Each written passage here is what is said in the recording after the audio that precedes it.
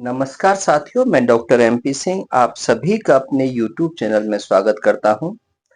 साथियों, आज मैं न्याय और कानून की बात करने जा रहा हूं। न्याय दवाई की तरह होना चाहिए।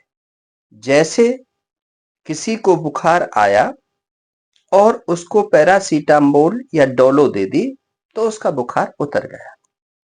यदि किसी को बुखार आया और दवाई देने में देर हो गई तो बुखार और चढ़ गया। उसको यदि दवाई नहीं मिली तो निमोनिया भी हो सकता है, इन्फेक्शन भी हो सकता है, कुछ और भी हो सकता है। यदि दवाई ज्यादा दे दी, ओवरडोज दे दी, तो वह मौत के मुंह में भी पहुंच सकता है। मेरे कहने का भाव आप समझ गए होंगे। इसी प्रकार से कानून काम करता है। अपराधी है, उसने अपराध किया, तुरंत उसकी एफआईआर हो गई, तुरंत उसका इन्वेस्टिगेशन हो गया तो वो अपराध दब जाएगा।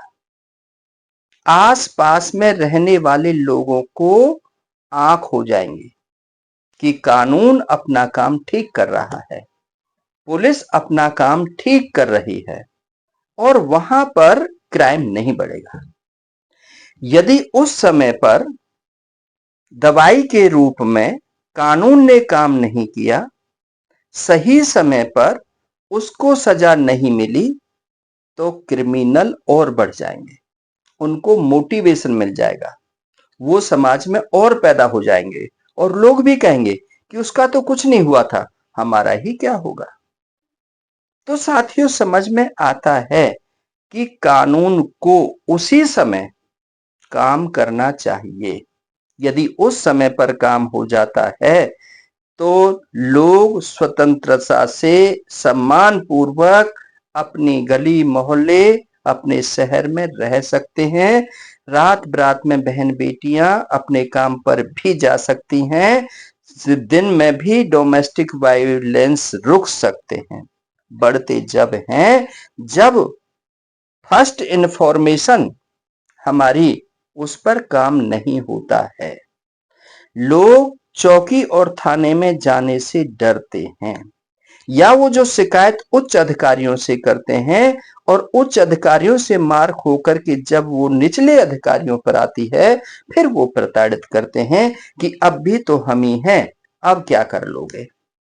और बड़े अधिकारी उन छोटे अधिकारियों की सुनते हैं और छोटे अधिकारी बड़े अधिकारियों को जैसे पाठ पढ़ा देते हैं वो पढ़ जाते हैं।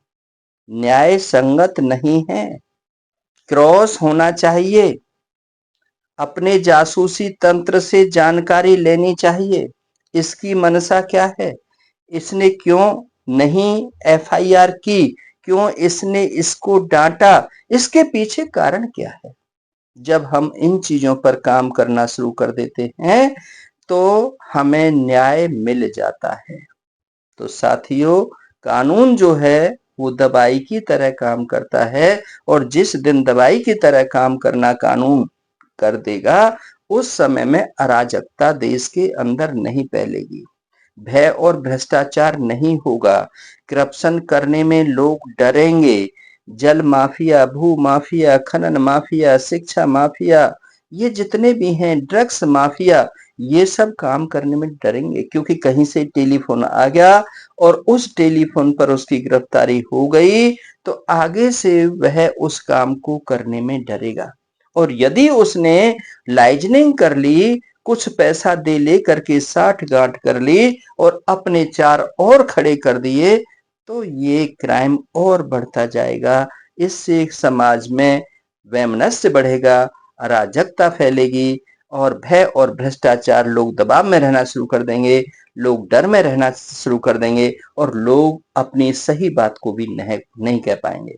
तो साथियों, इस वीडियो को ज्यादा से ज्यादा शेयर करें ताकि उनको अपने अधिकारों की बात पता चल सके। एक विनम्र निवेदन मैं सभी से करता हूं कि जब भी आपके पास कोई आफत आती है, आप किसी परेशानी में होते हो, आपका कोई मसीहा नहीं होता है, तो 9810566553 पर संपर्क करें। आपको अवश्य कोई ना कोई रास्ता मिलेगा। आपकी ड्राफ्टिंग अच्छी होगी तो सीनियर अधिकारी जो होते हैं, आपको अपनी बात कहनी आती है, सीनियर अधिकारी सुनते हैं और सुन करके उसका समाधान भी करते हैं। वो बहुत पढ़े लिखे होते हैं, वो बहुत लर्निड होते हैं, वो इतना पक्षपात नहीं करते हैं। लेकिन छोटे लेवल पर यदि आपको कुछ ऐसा महसूस होता है कि आपकी नहीं सुनी जा रही है या आपके साथ गलत हो रहा है, तो अपने उच्च अधिकारियों को बात करें। उसके बाद भी बहुत सारा इस देश के अंदर कई आपको कई ऐसे मिशन बने हुए हैं जिनमें अपनी बात आप कर सकते हैं। प्रधानमंत्री तक आप पत्र लिख सकते हैं।